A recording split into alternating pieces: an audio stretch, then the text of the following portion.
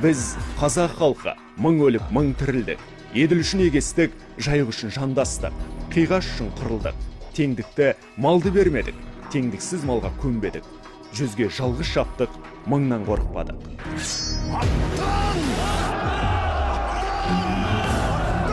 Ұрпақ пен жердің қамышын түнде ұйықтамадық, күндіз отырмадық. Қара қазан сары баланың қамышын ерден түспедік. Қынаптан қылышты, адырнадан жебені тастамадық. Осыншама ұлан байтақ жерді ұлғайттық. Алтай мен Тарбағатай, Еділ мен Жайық, Қазардың жағасы Күрдері көлі, Алатау асты, Теріскей Тұран мен Түстік Сібір даласының үстін ұрпаққа аманат етті. Сақ ғұн дәуірінде біз қайта тудық. Алтыннан ат міндік, адалдан жар құшты. Көкіректе туа біткен азаттық ұранын теріскей мен күнгейге паш етуді мұрат тұтты. Көк түріктің дәуірлеген шағында ат үстінен түспей, аспан мен жердің арасында билік жүргіздік. Қырандай қаш жаудың төбесінен шүйріктік. Алтын Орда мен Ақ Орданың тұсында әділеттің туын көтердік. Қаһарлы дұшпаннан олжа тауып, қанжығаға бөктердік. Алашұлының абыройын асырды. Көреген Керей мен Ер Жәнібектің тұсында Қозыбасыға бөрілі байрақты қададық.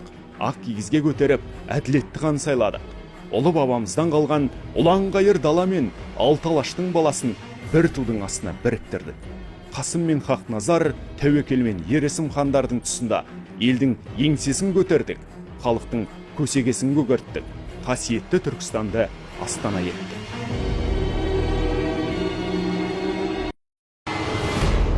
Тәуке мен Абылайдың тұсында елім деп еміренген, жұртым жерім деп тебіренген ақ сауытты батырлардың мұратын, қазақ деген халықтың ұлы атын ұрпаққа жалғадық.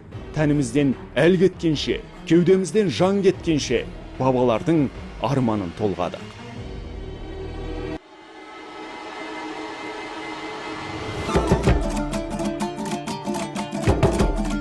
1991 жылы біз қайта тудық, қайта келдік. Азаттықтың ақтанын қайта оятып, мәңгі өлмеске бекіндік. Мәңгілік елдің есігін аштық.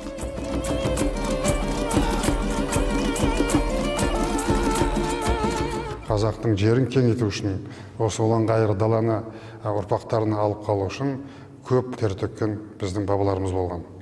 Сондықтан солардың істеріне қарай отырып, бүгінгі жас ұрпақ тәлім тағылым алу керек. Осыдан қазақ болып біріккен кезде барлық жауларын жеңіп отырған, ішіне ірткі салып бір-бірімен жауласқан кезде жаудан жеңіліп отырған. Осыны біз еш уақытта ұмытпауымыз керек. Тәуелсіздікті көздің қарашығында көріп сақтап қалу сол бабаларының алдындағы борышты орындау деген сөз. Қазақ хандығына 550 жыл.